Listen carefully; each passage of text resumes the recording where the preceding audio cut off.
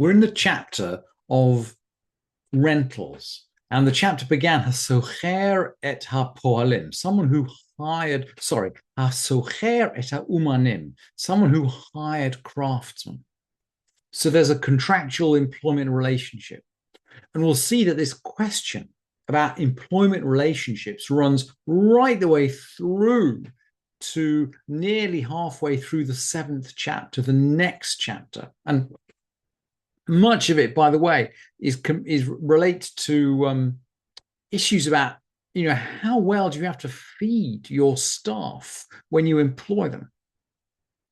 But on the way to feeding, perhaps for poetic reasons, we get into a whole bunch of other mishnayot that begin hasocher, someone who hires. So yesterday we had hasocher et haumanim, someone who hired craftsmen. And today we're actually on our way to finishing off employment. We're going to deviate slightly and we're going to hire a donkey. And we're going to see a bit later, we're going to hire a plough. But in every case, the Mishnah begins hasocher. It's a bit like Mishnah poetry. So today, hasocher et hachamor l'holicho bahar. Someone hired a donkey to drive it in the hills. V'holicha b'bikah. He drove it in the valley. B'bikah v'holicha bahar. Maybe he hired it to drive in the valley, and it went in the hills. And it seems to be the same distance. Afilu zo aseret milim v'zo aseret milim. Each one is 10 mil. 10 mil. By the way, the word mil seems to be cognate with the English word mile, but it's a Roman word. It's a Roman word. So I think it probably comes into mile through the Roman. But actually, a mil is about a kilometer.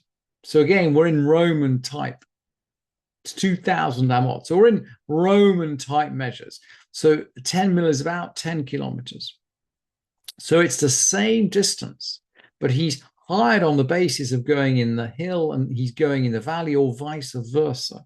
It doesn't seem to be relevant as to whether, which direction we're moving in. We don't know whether the valley is necessarily easier or more difficult than the hill, but the Mishnah rules in any case, chayav, he's liable. He seems to be liable in any case, fully liable for what happens to this donkey. And the Gemara comments, by the way, quite a rather concise and terse, but gives us the principle very, very quickly. Rabbi Chia, but Abba ma Rabbi Yochanan. So Rabbi Chia is saying in the name of Rabbi Yochanan, how many? Whose opinion is this? Who makes this Mishnah? And the answer is Rabbi Meir.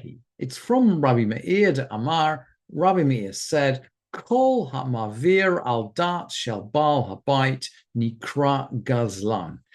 Anyone who diverges from the intention of the householder is called a gazlan, a robber.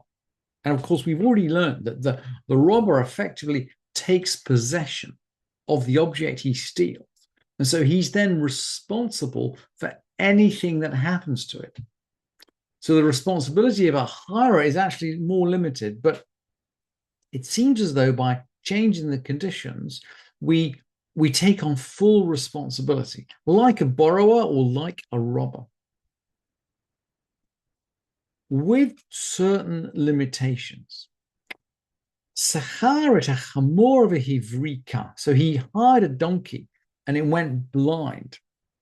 The word hivrika literally is to do with light, but it seems to be euphemism here. Very often the Talmud uses euphemism, certainly for being blind. So he hired a donkey and it went blind. Or shenisate ungria. Maybe it was conscripted. So some Roman soldiers came along and said, oh yeah, we're traveling and we need your donkey. He can say to him, look, here is yours before you. It's not quite clear, by the way, whether the Mishnah is talking about, this is what the hirer says to the person he hired from, or vice versa. Does the person who rented out who rented out the who hired out the donkey have to replace the donkey? Or does the person who rented it have to bring it back whole? It's not quite clear. But essentially, the situation is that, gosh, the donkey could have gone blind in any case. And it could have been conscripted in any case. We've seen both of these examples before in the Mishnah. And essentially, there's no liability on either side for what happened. Now we seem to be talking about the guy who hired out the donkey, because the Mishnah continues, Meta or nishbara. If it died or it was broken, it broke its leg, he has to give him another donkey. This seems to be like the action of the person who hired out the donkey to the person that rented it. Now we're going to go back to the hills and the valleys, but with more of an intention, more of a slightly more nuanced interpretation. Someone hired a donkey to drive it in the hills and drove it in the valley. He drove it in the valley. Im hechlika patur. If it slipped, he's not liable. But if it got overheated, he is. The valley's assumed to be smooth. So if you take it down there and it slips, you're not liable. But it's also assumed to be hotter. It's assumed to be hotter down the valley. So if the animal overheats, you said you were going to take it up in the hills and you drive it in the valley. If you take it somewhere hot, you are liable. And the opposite way around too. He rented it out for the valley, and he drove it in the hills. If it slips, he's liable, because the roads up in the hills are known to be kind of slipperier. There's more of a slope. The quality is probably lower. But if it just got hot, then he's not liable, because we know it's cool up in the hills. But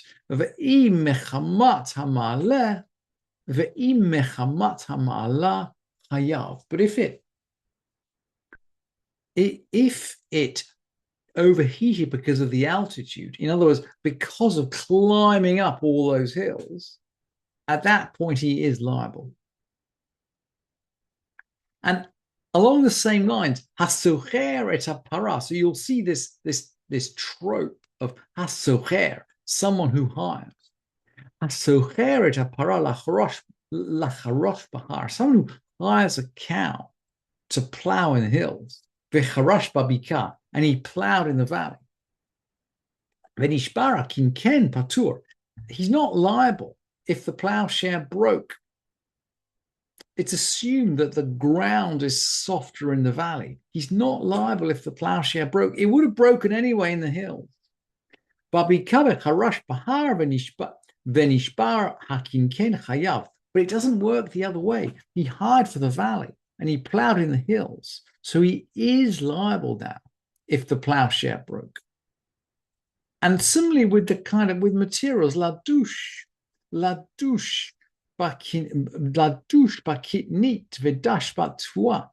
If he hired it to thresh beans, kitnit are beans, or we'd say kitniot, by the way, in the language of Pesach. Interesting that the word kitnit comes in the Mishnah here.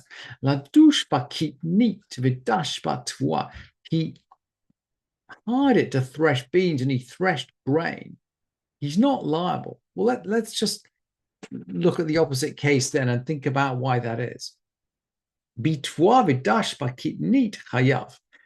he hired it to thresh grain and he threshed beans or pulses, chayav shehakitnit machaleket, because he's liable if he took it to thresh grain and he threshed pulses, because pulses are slippery. They're smooth and slippery. So a cow is not going to slip on grain and break its leg, but it might slip on pulses and break its leg. And if you, as a renter, hire a cow for something which is intrinsically safer and bring it into a situation which is intrinsically more dangerous, then you are going to be liable for the consequences.